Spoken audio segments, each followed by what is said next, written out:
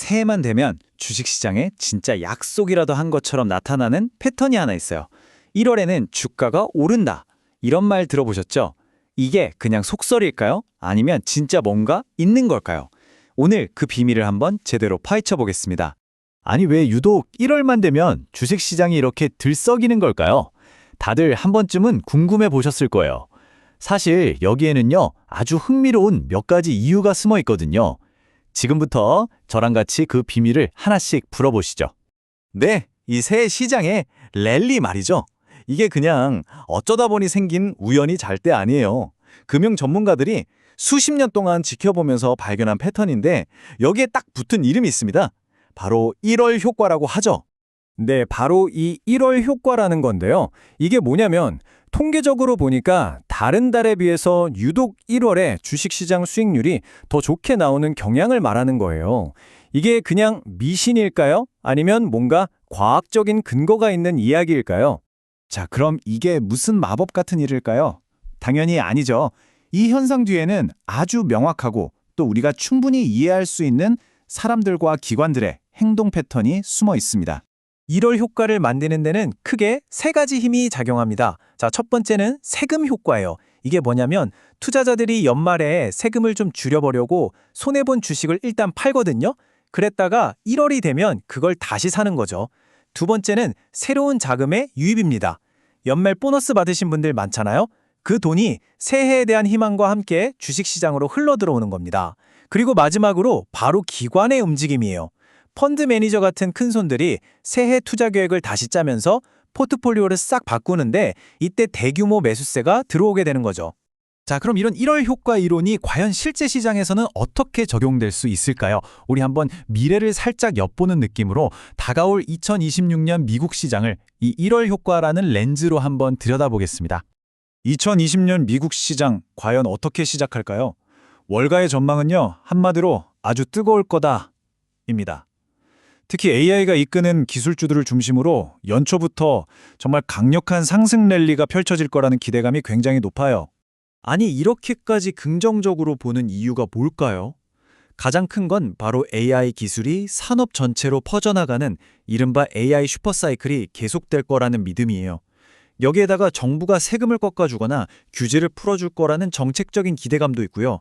또 엔비디아 같은 기술 대장주들이 앞으로 실적이 엄청 좋을 거다라고 예고하고 있죠. 이러니까 기업들도 지금 투자해야겠다 하면서 돈을 팍팍 쓸 거라는 전망이 나오는 겁니다. 실제로 JP모건 같은 세계적인 투자은행들이 뭐라고 하냐면요. 2026년에 AI 관련 기업들의 이익이 무려 13에서 15%나 성장할 거라고 예측하고 있어요. 이게 얼마나 대단한 숫자냐면 시장 전체 성장률을 그냥 훌쩍 뛰어넘는 수준이거든요.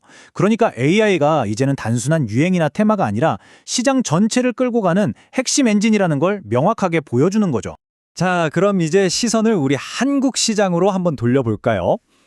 한국의 상황은 미국처럼 마냥 장밋빛은 아니고요. 조금 더 복잡해서 균형 잡힌 시각으로 봐야 할 필요가 있습니다.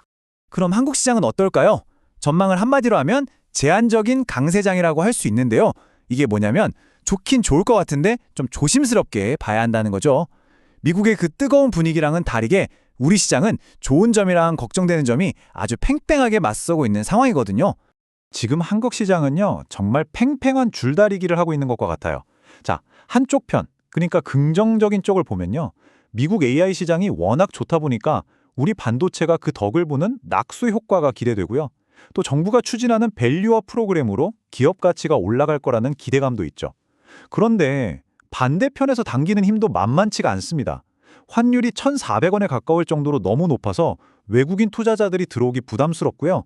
또 미국의 자국 우선주의 정책이 혹시 우리 수출에 찬물을 끼얹는 건 아닐까 하는 불확실성도 큰 변수입니다. 자, 그럼 이렇게 다른 미국과 한국 시장의 전망을 딱 놓고 봤을 때 우리는 과연 어떤 투자 전략을 짜야 할까요? 이제부터가 진짜 중요한 얘기겠죠? 그 해답을 한번 찾아보겠습니다.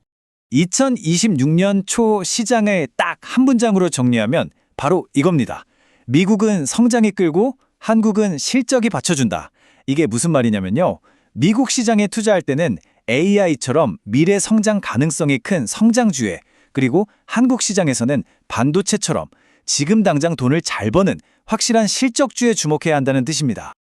자, 그럼 이제 가장 중요한 질문이 남았죠. 이 모든 분석을 바탕으로 우리 투자자들은 구체적으로 어떤 액션을 취해야 할까요? 그럼 2026년 초에 우리가 어떤 투자 기회를 노려볼 수 있을까요? 우선 전통적인 전략이죠. 12월 말에 세금 문제 같은 이유로 좀 과하게 빠진 종목들을 찾아보는 거예요. 그리고 여기서 더 나아가서 한국 시장에서는 특히 수출 전망이 아주 밝은 분야에 집중할 필요가 있습니다. 예를 들면 지금 미국에서 AI 데이터 센터 짓느라 난리잖아요.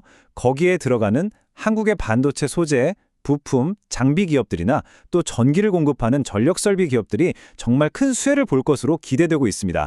오늘 이야기의 핵심이었던 AI는 지금 이 순간에도 세상을 바꾸고 있죠.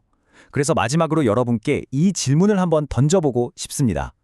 AI를 위한 인프라가 계속해서 깔리고 있는데 과연 그 과정에서 우리가 아직 생각하지 못한 전혀 다른 어떤 산업이 그 다음 수혜자가 될까요? 이 질문에 대한 답을 한번 고민해 보시면서 오늘 이야기를 마무리하겠습니다.